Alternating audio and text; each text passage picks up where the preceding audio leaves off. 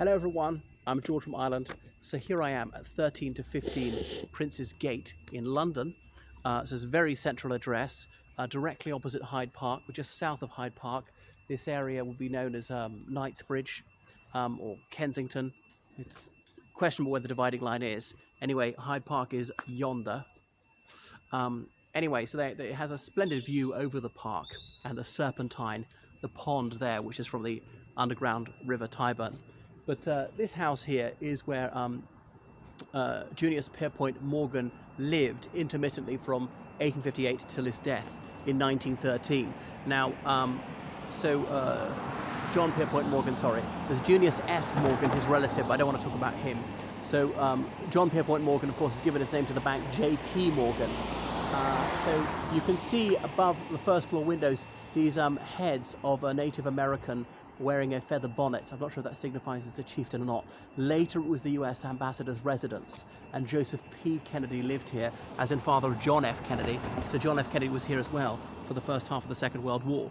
But back to our man, Pierpoint Morgan. He's born in Hartford, Connecticut, and one of the few things I know about that town is that's where Mika Brzezinski, that famous newscaster, had her early journalistic career. A bit of a heartthrob of mine. But back to him. So he grew up in a wealthy banking family, and he attended, I think it's called Chester Academy. He was brought up as a Christian in the Episcopalian Church, and he remained a key member of the church all his life, then to Boston English School. I don't think that means they followed the educational system of England, I think, as opposed to Boston Latin School. But he was rather sickly as a child, suffered seizures. He had a terrible dermatological condition. I'm probably going to mispronounce this, rosacea. I'm not sure how you say it.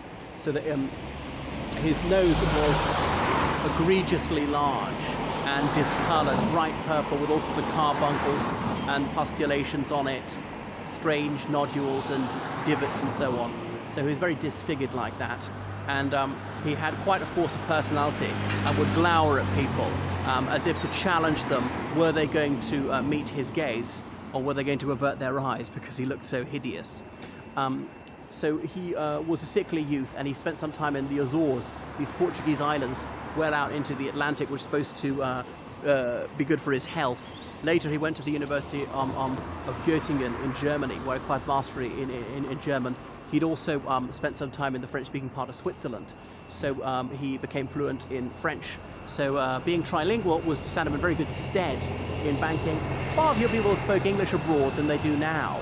Obviously, there were the English-speaking countries, the United States, the UK, Canada, that's about it. I mean, Australia had a tiny population in his day, and talk about these British colonies, only a very small number of people in those colonies would have spoken English back then. Mainland Europe, hardly anybody learnt English, so you had to know French and German if you're going to get into international banking. But he joined the family firm Morgan and Peabody. You know, Peabody, that very wealthy American philanthropist who moved to London, set up the Peabody Trust to provide housing for the respectable working class. There's a big statue in the city of London. So our J.P. Morgan became a very rich man indeed. He married at the age of 24, just as the American Civil War was breaking out, but his wife died within a year. He married again and went on to have 4 children, had a very happy marriage.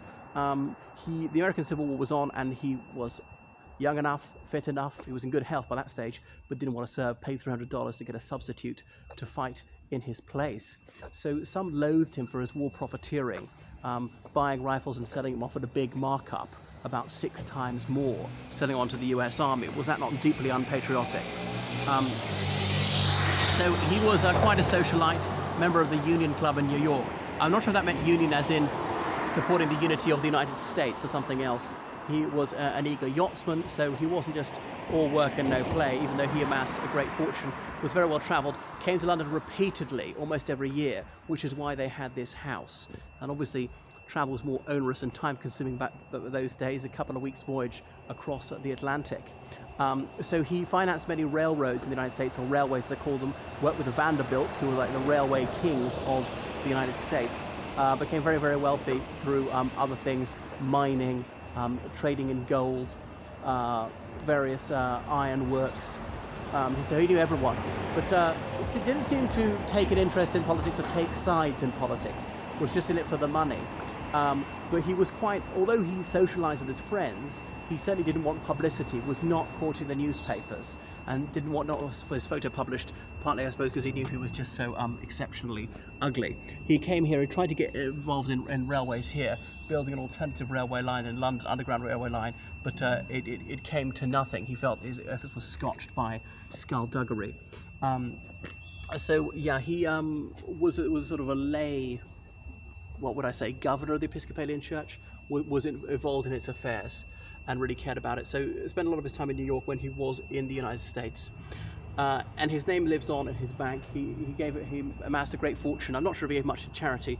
He knew Andrew Carnegie, who was his contemporary. He started off much poorer than say J.P. Morgan. So eventually the US government bought this. It was the ambassador's residence. Well, that's just a little bit about J.P. Morgan. Toodaloo.